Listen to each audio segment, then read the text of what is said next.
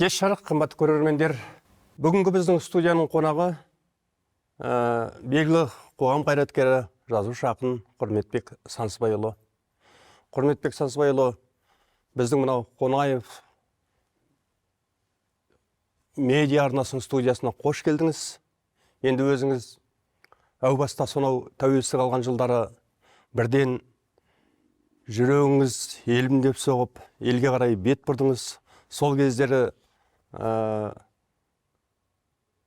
қандай сезімде болдыңыз?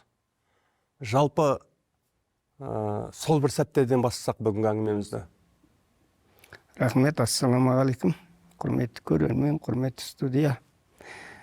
Енді ол адам дүниеге келгеннен кейін туып өсіп жүрген жерің ол бөгдел болғанмен, анау ішкі түйсігіңде, жүрегіңде қазақ отаныңа деген сүйіспеншілік жатады. Біздің ата-бабаларымыз осы егемендікті, елдігімізді қаншама ғасыр аңсап, сарылып, армандап кетті. Бізге үнемі айтады, біздің отанымыз Қазақстан, қазақ елі деп. Ал енді соған бізге келуге шектеу көп болды ғой. Соны аяқ асты 91 жылы өзінің дәуір деген, 50 жылда ел жаңа демекші, кейде өзгеріп тұрады. Ол әлемнің талабы, өскен өмірдің талабы, соған тура дөп келді.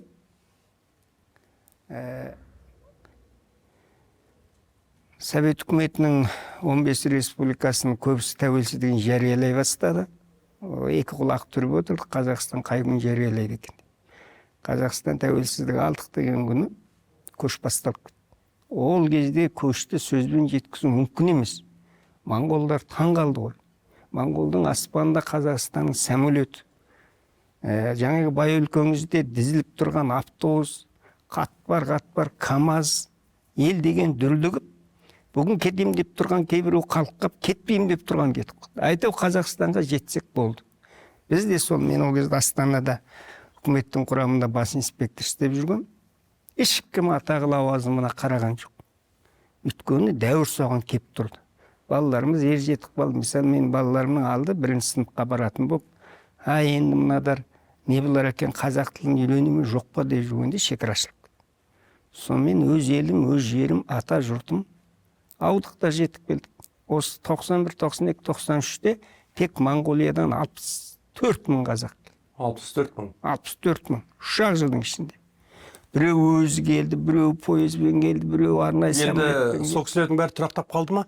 Бәрі тұрақтап қалды. Тұрақтап қалды. Енді көп айтыла береді. Келгендердің бәрін үкімет қарайды деп ондай жоқ. Мысалы, мен ол кезде бүкіл Сипр жақсы білем.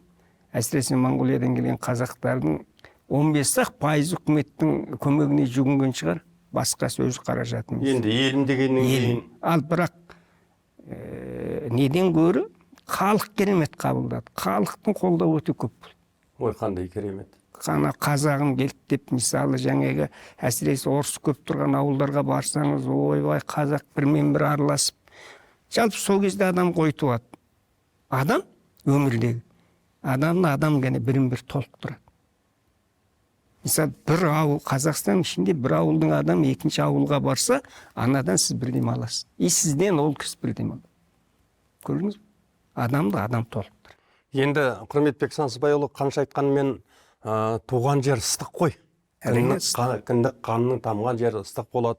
Енді мен өзім білем, сіздің жастық шағыңыз болсын болмасын балалық шағыңыз сол жаңа өзіңіз айтып отқан Монғолияда өтті ғой.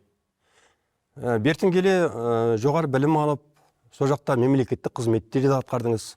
Соның бәрін қиып кету сізге қалай болды? Ол енді сағыныш деген нәрсе жаңа айттым ғой, ол бір дауыл теңіз сияқты. Ол елге жетсем деген. Монғолияның қазақтары өтірік айтпасам 75-76 жылдары Қонаев атамызға хат жазған. Расында Монғолияның қазақтарының Аллаға тәуба, сол енді біздің тұсымызда Седенбал деген кісі 44 жыл басқарды. Сол өзі Иркутскіден университет бітіре қалғанда дайындаған ғой сол кісі. Монғолияға тура бірінші хат шығып апарып отырғызды. Ол кісінің халықта құрметтеді, өте беделді 44 жыл басқарып, жарықтық пенсияға шығып, содан Москвада қайтыс болды. қазаққа тиіспеді, қазақтың дініне, тіліне тиіспеді. Қалай өмірге келдің солай. Қазір мен енді бір жағы мақтанып айта аламын, Монғолияның қазақтары дінге де, тілге де, ұлттық ғұрып салт дәстүрге өте мықты. Тілі бұзылмаған. Мысалы, біздің заманымызда бір моңғол әйел, моңғолдан бір қыз алып үйленген қазақ жоқ. Жаңғы жігіт болды, оның әйелі мұсылманның дініне кіріп, бізден артық қазақша сөйлейді. Сондай заман болған. Ол кезде Монғолияда 185 мың адам. Құрметбек Сансызбайұлы, жаңа өзіңіз айтып отырсыз, сонау тәуелсіздік алған жылдары осы елге қарай бет бұрған сәттерде, анау қазақ халқы, қазақстандықтар құшақ жая қарсы алды деп, 64 мың Монғолиядан келген қазақты керемет қарсы алды деп отырсыз. Енді әрине келген бетте оның үстіне біз тәуелсіздігімізді енді алып жатқан сәт болатын, көптеген адамдар жұмыссыз қалып жатқан сәттер болады, жасыратын ештеңесі жоқ. Осы сәтте сізде келісімен бірден мамандығыңызбен жұмыс істеген жоқсыз, кәсіппен айналыстыңыз. Мынау туған еліңіз жаңағы Монғолия мен Қазақстан арасында, Ресей арасындағы жаңағы байланыстарды жақсарту кәсіп. Бұл қалай болды сонда алғашқы жылдары? Ол енді былай ғой. Адамға сіз анаңыздың құрсағына біткен күні сізге Алла тағала бір нәсіп береді. Осы нәсіпті қалай алып жүру сіздің несібеңізге байланысты, қабілетіңізге байланысты. Мына қазақ не үшін айтады? Текті жерден келін алам деп. Ең басты құндылық үйленген екі жас сыйластығы болып бірін бір шынайы түсінген болса, әгі отан отбасынан басталады деген сол. Сол отбасында дүниеге келген адам, одан кейін ары қарай ортасы бар, мектебі бар, ода қандай бір дарын, талант, қабілет болады. Осымен біз енді қанша дегенмен сол кезде Монғолияда бір-ақ университет, 6 институт болды. Мен сол университетте оқыдым, бітірдім. Сол университетте 3-ші курста жүргенде мен жаңағы университеттің факультеттің профсоюз комитетінің төрағасы болдым. Сол кезден өзім мына өмірге бейім болдым. Жазуға, нәрсені зерделеуге, саралауға соған көп бейім болдым. Инженерлік технологияны оқып жүріп, осы дарын деген соған бейім болды. Енді осында келгеннен кейін, соның да бір жағы пайдасы дейді. Халықпен еркін сөйлесе аламын. Екінші, біз үшінші елдің азаматы болғаннан кейін, мысалы, Қытайға барып келу деген біз үшін ешкім тексермейді. Үшінші елдің азаматы шекарада тексермейді. Барасыз, нәпақаңызды тауып алып келесіз, сатасыз. Осынан келіп жігіттер келген Монғолияға апарып сатасыз. Россияға барып сауда істейсіз. Сонымен өзі кім қозғалды, тіршілігі болды. Ал бұл жерге келгенде бір жақсылық, сен Монғолиядан келіпсің деп ешкім тиіскен жоқ. Не істейін дейсіз, сауда істейсіз ба, бизнестің қай түріне кіресіз. Әйтеу мемлекеттік қызметке азаматтық алғанға дейін кіре алмадыңыз. Басқасының бәрі жергілікті халықпен бірдей қазағым деді. Азаматтық алдыңыз 2001 жылдан бастап. Мынау енді мен білем ғой енді. Мемлекеттік қызметке араласа бастадыңыз. Тіпті осы Алматы облысының жаңа көші-қон департаменті басшылық қызмет атқардыңыз. Көптеген қандастарымыздың елге оралуына көмек бердіңіз, жәрдем бердіңіз қол ұшын. Әлі де келемдеушілер бар ма сол жақтардан бері? Қазір әлем өзгеріп кетті, әлеммен бірге адамның өзінің әлемі өзгеріп кетті. Өзінің әлемі. Кім қайда тұрғысы келеді, қайда жүргісі келеді, кіммен үйленгісі келеді, қандай өмір сүргісі келеді, адам өзі таңдайды. Мысалы, қазір Монғолияда отырған қазақтар осы жерде қайтсе де бір баласы оқып жатыр, немесе бір баласы қызмет атқарып жатыр. Еркін араласады, ешқандай шектеу жоқ. Бізге тек Қытайдан келетін қазақтарға кішкене жаңағы одар кириллицаша жаза алмайды, одар төте жазумен жазады. Содан кейін енді өскен ортасына қарай. Жалпы бұл жерде бір айтылатын нәрсе, кім қай мемлекетте туып өсті? Енді біз қазір дүние жүзінде 293 мемлекет бар ғой. мемлекеттігін жариялап, тәуелсіздігін жариялаған мөр таңбасы бар, рәмізі бар халыққа қызмет көрсетіп отырған. Осы 293 мемлекет тіркеле алмаған, тәуелсіздігіне қол жете алмай жүрген қаншасы бар. Осы да 8 миллиардта 400 миллион халық тұрады. Осы халық қазір бірақ өзгеріп кетті, қозғалысқа кіріп кетті.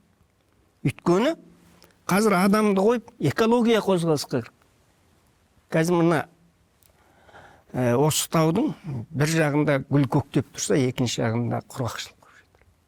Қазір көктемнен кейін жаз келеді, жаздан кейін күз келеді деген 3 аймен бұның өзі өзгеріп кетті. Қазір экология өзгеріп кетті. Сол экологияға осының бәріне әсер етіп жатқан адам. Адамның қажеттілігі деген шексіз болып кетті. Қазір адамдар қажеттілігіне қарай өмір сүретін болды. Сол үшін бұрын мысалы біз айлығың бар ма бар, бір киер киімің бар ма бар, жұмысың бар ма бар, бәтті сенен бай адам жоқ, отыра беретінбіз. Қазір ондай жоқ. Қазір әркім өзінің қажеттілігіне қарай, маған не керек? Әсіресе мына өскелең ұрпақ қазір технология дегенді өте терең меңгеріп кетті. Жасанды интеллектінің, технологияның, мысалы біз одарға ілесе алмаймыз. Дұрыс айтасыз. Мына заманыңыз сол. Қазір 2-3 жастағы баланың ана соткадағы қолын көрсеңіз, саусақтарының жүгірген. Анау жаза алмады ма? Анаған айта салады, маған осындай мультфильм шығарып бер деп. Анау шығарып береді. Ал соны ешкім үйретіп отырған жоқ. Міне, өмірдің бәрін өзінен келіп отыр, дәуірдің талабы деген сол. Дұрыс айтасыз. Әр дәуірде тек біздің мемлекет пен үкімет соны жетектеп, соған жаңағыдердің қажеттілігін қанымдайтындай мүмкіндік жасап берсе болды. Қалғаны адамның өзіне байланысты. Әлем өзгеру деген адамның өзінің өзгерісін айтады. Керемет. Мынау енді қазіргі заманға байланысты айтып қалдыңыз ғой. Мына жасанды интеллект дейміз, біздің еліміз қазір толықтай цифрландыруға көшіп жатыр. Көшті де барлығын қолды. Осы шын айтқан кезде кез келген дүниені үйде отырып атқара бересіз. Осыған жасанды интеллектке байланысты айтыңызшы, сіздің көзқарасыңыз қандай? Алдағы уақытта бұның болашағы қалай деп өзіңіз ойлайсыз? Жасанды интеллекті деген бүгін ғана пайда бола қалған нәрсе емес. Өтірік айтпасам 1950 жылдардан Европада пайда болды. Содан бері дамыған жаңа батыстың Европаның елдерінің бәрі осы бойынша дамып келе жатыр. Бізге Құдай қаласа бізге де кіргеніне бірнеше жылдың 100 болды. Жасанды интеллект бұл жеке министрлік болды. Бұның берері не? Берері халыққа сіз жасанды интеллект арқылы әлемде болып жатқан ақпаратты минут білесіз. Өзіңіздің қабілетіңізге қарай, өзіңіздің қажеттілігіңізге қарай қажетті іздеген нәрсеңізді тауып аласыз. Бірақ бұл жерде бір не бар? Бұл жерде адам білімді болу керек. Технологияны жеткен, меңгерген болу керек. Ананың жетегіне ілесіп, мынаның бәрі дұрыс екен деп еріп кетпейтін болу керек. Өзіңіз соны жүйелеп, түйіндеп, алатыңызды алуыңыз керек. Яғни мемлекет жасанды интеллектіге біздің ұлттық идеология болмысымызға, қазақтың ұлылық құндылығына дөп келетін нәрсе арқылы кіру керек. Сонда біздің еліміз ешкімнен кем емес өркениетке ие болады. Мысалы біз қазақ бола тұра ана жердегі бүкілі жаңағы ағылшынның немесе немістің немесе Қытайдың жолымен жүремдігі мүмкін емес. Ол бізге біреу сай келсе де, біреу сай келмейді. Тек алатыныңызды ала алатын болсаңыз, оның аты атап тұрған жоқ па, жасанды интеллект. Мысалы қазір Қытай соңғы 2-3 айда не өзінің өркениетін көрсетіп жатыр. Қытайда көшелерді роботтар қорғап жүр. Ақпараттың бәрін содарлап беріп тұр. Даже президентті робот иттер қорғап тұр. Біліп тұр, сигнал деген келіп тұр. Анандай бірдеме жасалғай жатыр, біліп тұр. 640 метр биіктікке автожол сап тастады. Көпір 2 тауды қосып тастады. Бәлемқай километр жерге мұхиттың үстіне көпір сап тастады. Мұхиттың үстіне жасанды көл орнатып тастады. Міне, өркениет. Мысалы Трамп келген ағылшында не болып жатыр? 60-шы жылғы ағылшынның өркениетін сол халықтың жаңа ұлтқа деген көзқарасын қайтып әкеліп жатыр. Сол үшін Трамп байларға көп жақпай жатыр, халықпен нағыз өзінің ұлты үшін керемет қолдауға ие болып тұр. Сол арқылы қайтып мигранттардың көбісін шығарып жіберді. Мына жалпы бізде көші-қон деген дел дұрыс түсінбейді. Миграция деген дұрыс аударылмаған. Миграция деген сіз бір орныңыздан екінші орынға қозғалған қозғалысыңызды зерттейді.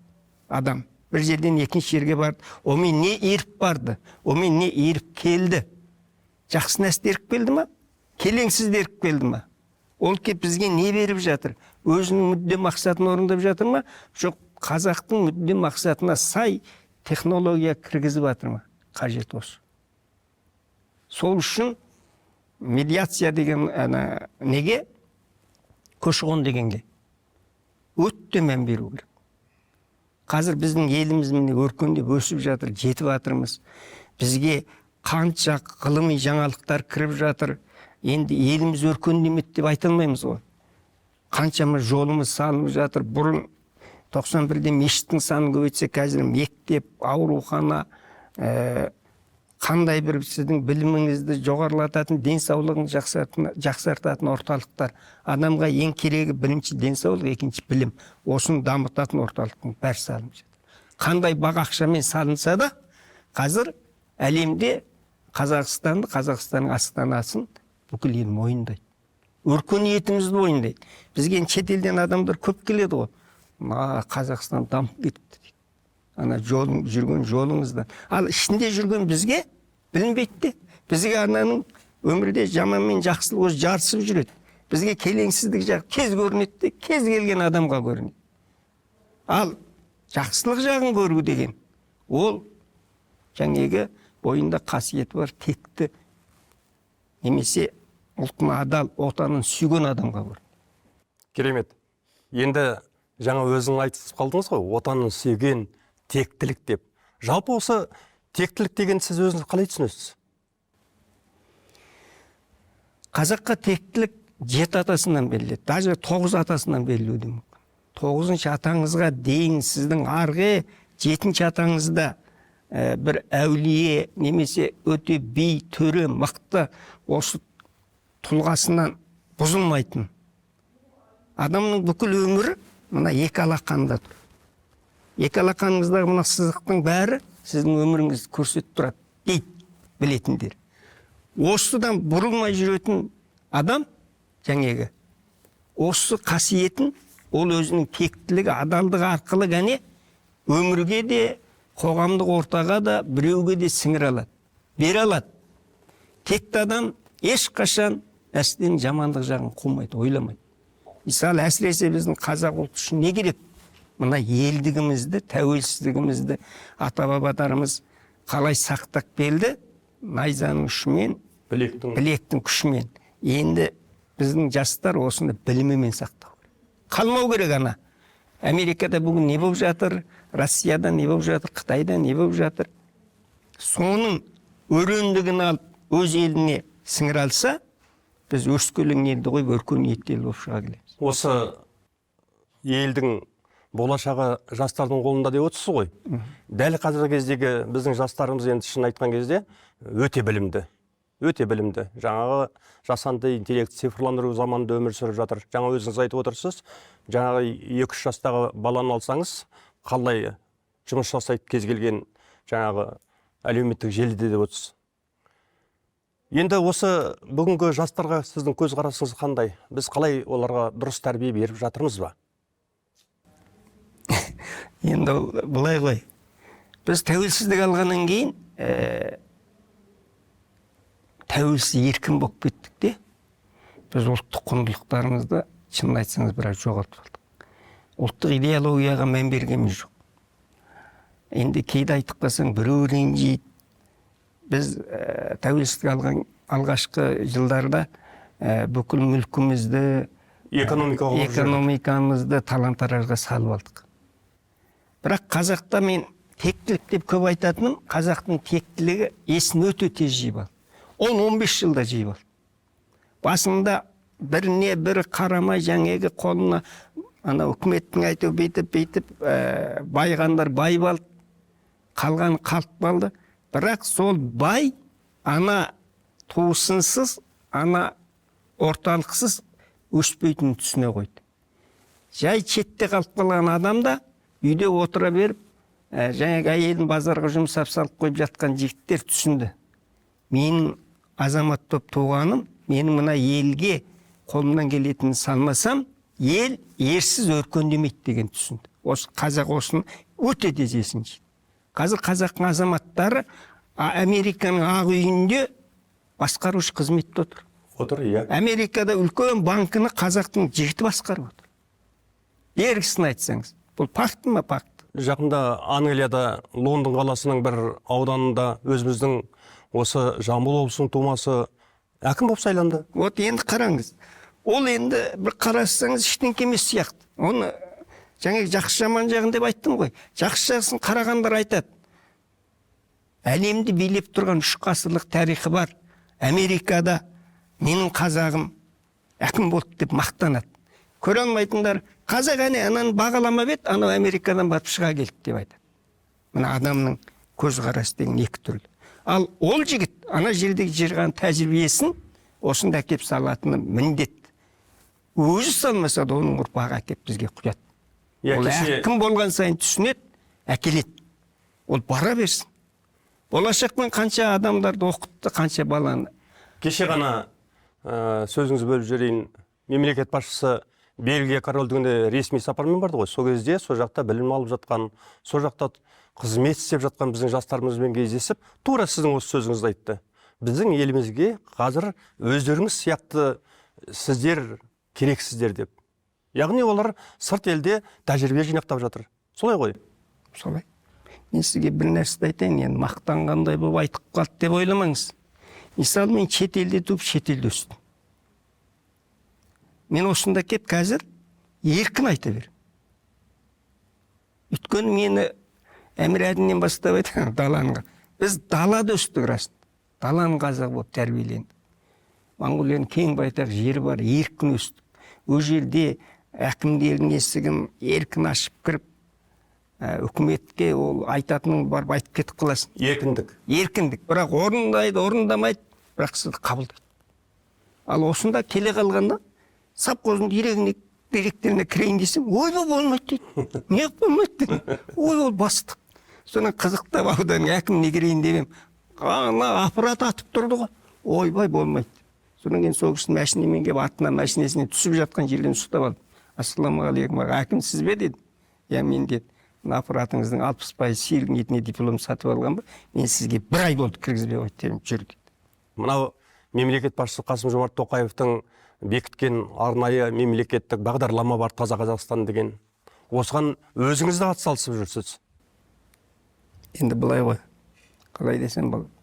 Орай келгенде сөзді жеткізіп айта алу керек. Сондай айтатын тұлға, ниет, пейіл болса, әсіресе азаматтарда, әйелдерде емес, жігіттерде, онда өркендейді. Мысалы, қараңыз, ата заң осы жолы 85% өзгерді. Біз енді міне шілденің бірінен су жаңа ата заң, конституция бойынша өмір сүрмей жатырмыз. Бұда енді адамның құқығы деген енді аспанға бірақ шығар. Қазақтың қарапайым тілімен айтсаңыз. Ал енді сіздің өркендеп өсуіңізге бүкіл жағдай, жаңағы жасанды интеллектіңіз бар, технологияңыз бар, сіздің біліміңіз бар, ортаңыз бар, кіммен қалай өмір сүруіңіз, бәрін заңдастырыңыз. Енді осы заңды күшіне кіргізу үшін атсалысу керек. Ал осы заңның кезінде 10.000 сұрақ бар. 10.000. Ойлаңыз. Міне, халықтың еркіндігі. Сіз де айта алдыңыз, мен де айта алдым.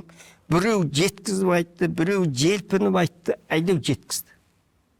Ал осыны қарамай қойған жоқ қой, сүзгіледі. Даже президент өзі оқыпты ғой соны.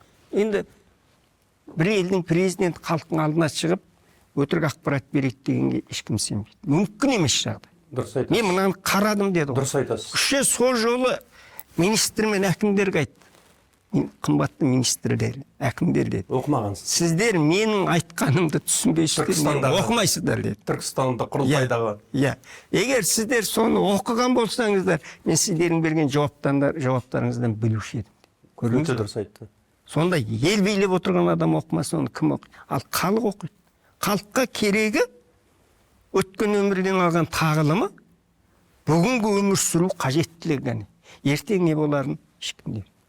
Бірақ ертеңгі болатын өмірдің несін бүгін қалай алмасаңыз, ертең сіздің ұрпағыңыз бетіңізге түкіреді. Қазір сіз ана кішкене 3 жастағы, 5 жастағы баламен санасып, соның деңгейінде сөйлесе алмасаңыз, шахматтың тасы сияқты сізге матты бірақ ол арбамен мат қоя ма, түйемен қоя ма, персіппен қоя ма, оны түсінбей қаласыз. Міне, дәуірдің өзгерісі, әлемнің өзгерісі деген осы. Әлем деген өзіңнің құндылығың, адамның құндылығы өзгеріп. Бұрынғыдай жүре беру жоқ. Сіз құндылығыңызды өзіңіз бағалап шығаруыңыз керек. Кімге болса да жеткізіп айта алуыңыз керек. Міне құндылық деген осы емес пе? Құндылық деген осы. Құндылық деген қазақ өз құныңды өзің білу. Бос сөйлеу емес. Құрметбек Сансызбайұлы, сіз енді жаңа хабарымыздың басында айтқандай осы мемлекеттік қызметкерде көп жылдар еңбек еттіңіз. Мынау соңғы кездері әлеуметтік желіде өте белсендісіз. Тіпті күнделікті жаңа өзіңіз айтқан құндылыққа, тектілікке, тәрбиелікке, отанды сүюге деген келелі, салиқалы, құнды посттар жариялап жатырсыз. Міне, біздің алдымызда сіздің 4-5 кітабыңыз тұр. Айтайын дегенім, сіз жазушы да емессіз, сіз журналист емессіз. Бірақ сол жазушылық пен журналисті өз өміріңізді бірге алып жүрсіз. 10 шақты кітаптың авторысыз. Бұл қасиет сізге қайдан келді? Бұл былай қояйын. Менің негізгі мамандығым инженер, екінші мамандығым заңгер. Тіпті жазушылыққа қатысы жоқ. Бірақ дей тұрған мен, өмір сізді қоймайды. Менің өмірім сонау 72-73 жылдар мектепте комитеттің төрағасы болып сайланғаннан адаммен жағаласуым басталып. Оқушылармен араласа бастадым. Және темекі тартатындарды, сабақ үстінде құрт жейтіндерді арагайыз дейтін болады. Соған шығара бастадым. Содан бастап мен адамдармен араласа бастадым. Өзіміне 40 нешінші жылғы екі елдегі, даже мен Москвадаға да жүрдім, Қытайға да бардым, үкіметтің тапсырмасы. Несімен. Сонда көргенім, өмір сізге бұндай жетелейді. Бірақ жетелеу үшін сізде бір кішкене жаңа ғана санаңызға кеп тұрған жазып беретін дарын талант болу керек. Сол бастасаңыз, ол ары қарай дамып кетеді.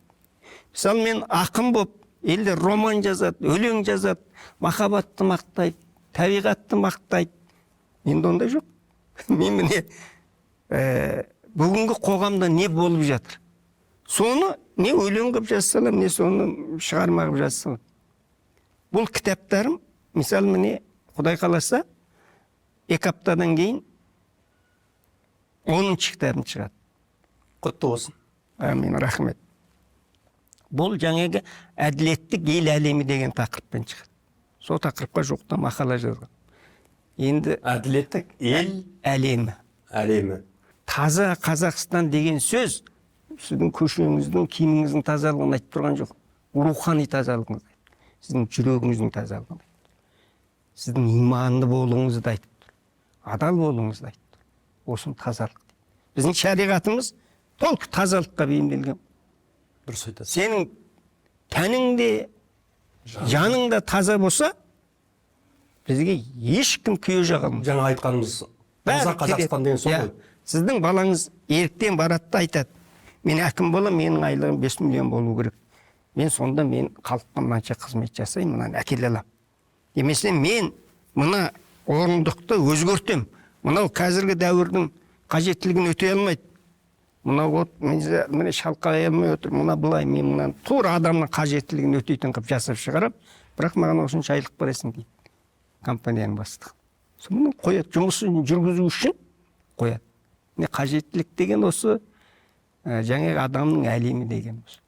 Осыған жастардың жететін жолын ашу керек. Бізде қазір бұл жол ашылды деп ойлаймын. Енді міндет өзінде тұр. Қазір Құдайға шүкір, адамның денсаулығын күтетін бүкіл больницаға небір соңғы технологиядағы аппараттарды әкеп қойыпты. Мектептерге балалар қазір қалам қағазбен білім алып жатқан жоқ. Дұрыс айтасыз. Бар ана роботты жасау үшін, ана компьютерді жүйелеу үшін, технологияны дамыту үшін анаған қалай кіру керек? Соңғы үлгідегі мына телевизорыңыздың экранынан бастап, ананың жылдамдығы деген бұрын бізде қосып қойып отырушы едік қой компьютерді. 5 минут күтіп, ана қызы кіріп бұрын. Қазір қосасыз, тақ ете түседі. Жұмыс жасай бер. Жасай бер. Алып жүресіз. Планшеттап жүресіз ба, соткынап жүресіз ба, қолайлы. Қайда жүресіз, қайда отырып жұмыс жасайсыз. Мына онлайн деген көп нәрсені енді түсінбей жатыр. Келешекте үйіңізде отырып, сіз міндетті емес 8 сағат жұмыста отыру. Самолеттің ішінде жұмыс жасай бересіз. Аспанда жүріп жасай бересіз, суда жүріп жасай бересіз. Қазір де солай болып отыр ғой. Міне, осыған келді. Ал ол үшін сізде қабілет, білім болу керек. Әрине. Әйтпесе оның тілін білмесеңіз, ал екінің бірінің қабілет оған жету дейтін мүмкін емес, оны мойындау керек. Білім керек. Білім керек. Бай мен кедей ешқашан теңеспейді. Дұрыс айтасыз. Әйел мен еркек ешқашан теңеспейді. Маған есе 10 мың алтымен жазып заң шығарсаң да теңестіре алмайсың. Ол табиғаттың заңдылығы. Жақсы, сізді жаңа айтып отырмыз ғой. Сіз жазушы емессіз. Соған қарамастан 10 шақты кітабыңыз бар. Мына кітаптарыңыздың әрбірінің аты ерекше. Мысалға, мына кітабыңыздың аты міне өмір әркімнің өз ұстазы дейді. Өмір әркімнің өз ұстасы. Осыған түсініктеме беріңізші. Керемет.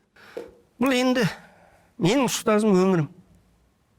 Өмір сізге бәрін көрсетеді. 2-3 елдің ортасында жүргенде не көрдім? Социалист дәуірде не көрдім? Коммунист дәуірде не көрдім? Қазір капитализмде жүрміз. Не көрдім?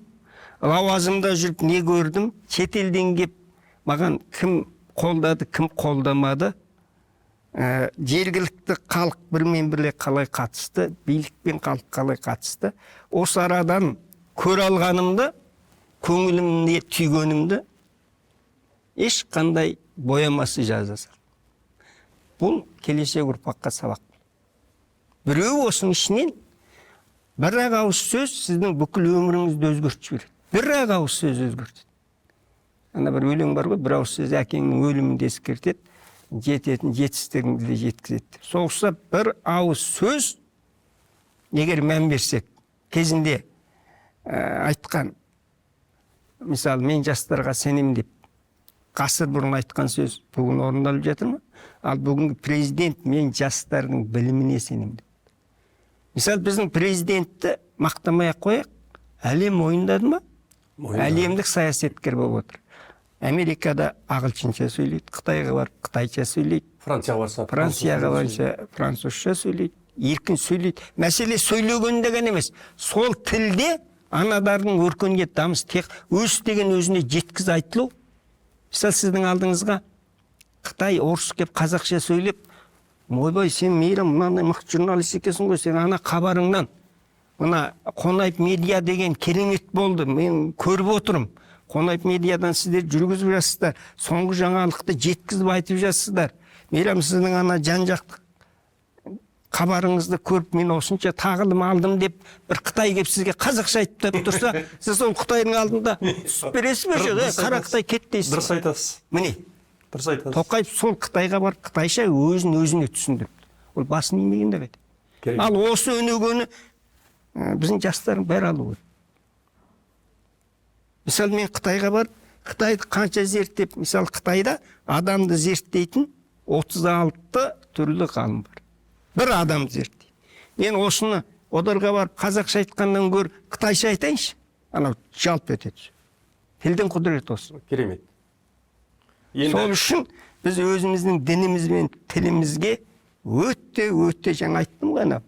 Сырттан әкелген бүкіл жаңалықты ұлттық идеологиямыз арқылы кіргізсек, біздің ұрпағымыз бақытты болады. Мына ел жерін ешкімге бермейді. Қазақ өзі тіпті білімсіз болсын, ақымақ болсын, не болсын, о болсын, Бірақ қазақтай ұрықты жоқ, жерін өлсе бермейді. Жер мен жесіріне келгенде қазақ егер аттың үстіне шығып кетті ме, мүмкін емес, тоқтатып. Жаңағы тілге байланыстыра отырып, мынау біздің Қонаев медиа деп айтып қалдыңыз ғой. Бұл Қонаев медиа арнасын құрылғанына көп бола қойған жоқ. Құдай қаласа биыл күзде 1 жыл болады. Мынау сіз өзіңіз осы Қонаев медиасының табалдырығын бірінші рет аттап отырсыз. Біздің ұжымға не айтар едіңіз? Атын қойып алған екенсіздер, затына сай болу керек. Қонаев кім еді? Енді сіздер Қонаев медиа деп атап, көшедегі медианы қойып жатсаңыздар, ол кісінің дұрқы бар. Қазақстанды Совет үкіметінің кезінде қазақ ұстап отырды ғой. Қалайда көп нәрсені қорғады ма, қорғады. Қаншама қала салдырып беріп кетті. Қапшағайдың өзі неге жетеді? Дұрыс айтасыз. Сонда бір жағынан сіздер соғыстың аруға қолдап жүрсін деймін. Екінші, жылға жетті ма, жетпеді ма? Біз енді журналистке бейім болып, Қазақстан құрмет журналист деген атағын алып, осы журналистің төңірегінде жүргеннен кейін, зейнеткерлікке шыққаннан кейін, бізде бүкіл арнаны көреміз. Мен мысалы бүкіл арнаны жүгіріп тез көремін. Сағат сериал көру, бірдеме есту деген жоқ. Біздің үйде. Біздің арнаны да көресіз ғой сонда. Ананың ішінен, жаңағы жүріп жатқан хабардың ішінде адам елең еткізеді. Егер сіздің жүрегіңізге тиетін нәрсе ана жерден шыға келді ме, жақсы болсын, жан болсын. Елең етіп соны көресіз. Мына ұрпаққа, мына тәрбиелі нәрсе жүріп жатыр десе, жалт беріп соны көресіз. Соғысып, бүкіл арналар. Мен осы жерде отырып, Атыраудың жаңалығын тыңдаймын, әлемнің жаңалығын тыңдаймын. Содан алып түйгенімді кітап қылып жаздым. Мақала қылып жазам, жыл бойы жазам да, 1 жыл толғанда жинақтаймын да, ешкімнен ақы да сұрамаймын. Жаңағы мен сұрайын деген досы болатын. Жазушы емессіз, осы кітап жазуға ойды қайдан аласыз деп. Ойды өмір өзі беріп тұр. Сол үшін мына кітабымды өмір сенің ұстазың деп атады. Мына жерде мысалы мына кітабымда шынайылық өмірдің өзгерісі деді. Өмірге өзгерісті тек шынайылық әкеледі. Өтірік әкелмейді. Бізде көп айтылады ғой, өтірік статистикаға қанша жыл алдандық.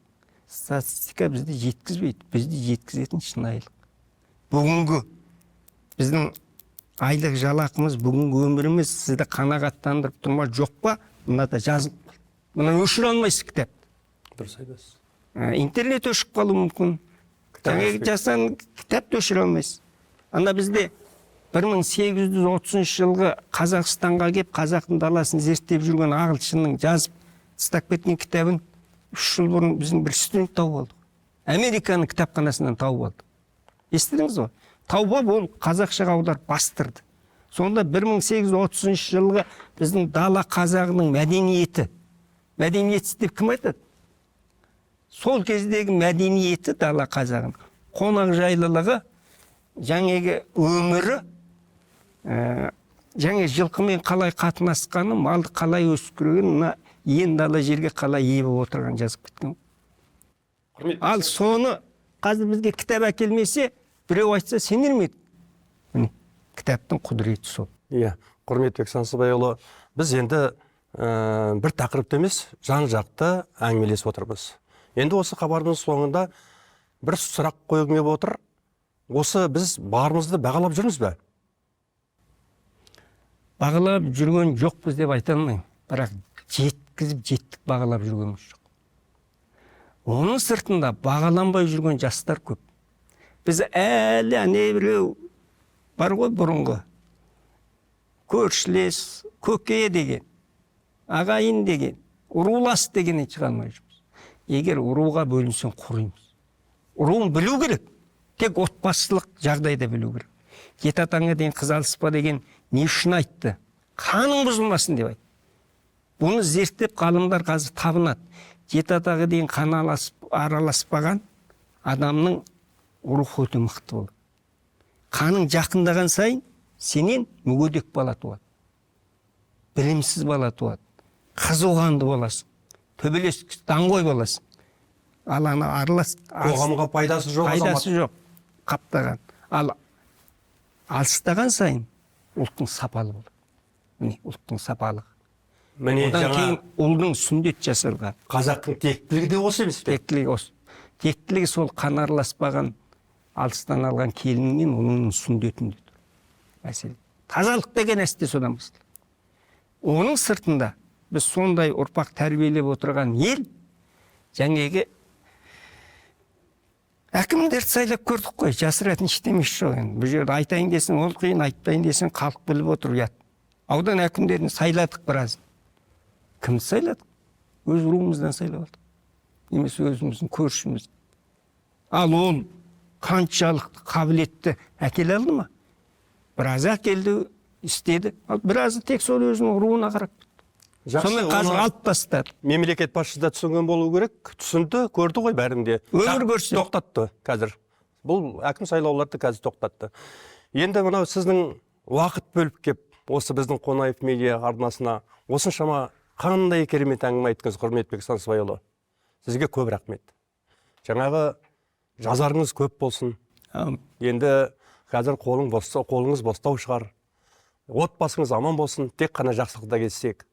Қымбатты көрермендер, бүгінгі біздің Қонаев медиа арнасына қонағы болған белгілі қоғам қайраткері, Қазақстанның құрметті журналисі Құрметбек Сансызбайұлы. Осымен хабарымызды аяқтаймыз. Қош, сау болыңыздар.